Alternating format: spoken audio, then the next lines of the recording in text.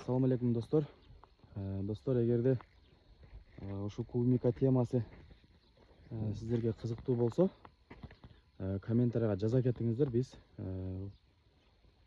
клубникадан канча киреше тапса болот, канча тонна клубника алса болот.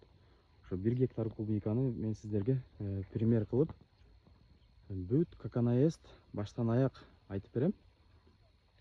Канчадан сатылып атат, баасы канчадан болуп атат, бүт баарын айтып берем. Эгерде сиздерге кызыктуу болсо, комментарийга жазыңыздар.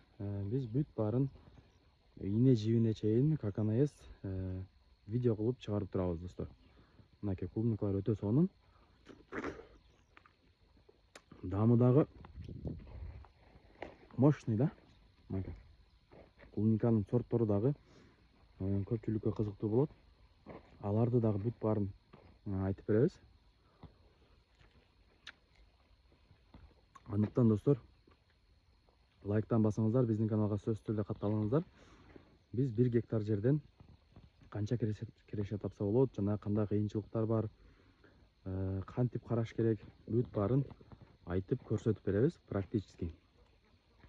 Сөзсүз түрдө биздин каналга катталыңыздар и комментарийга жаза кетиңиздер. Эмнелери кызыктуу болот, жазсаңыздар, биз бүт баарын ачык чыгарып турабыз достор. Кийинки видеолордо көрүшкөнчө достор.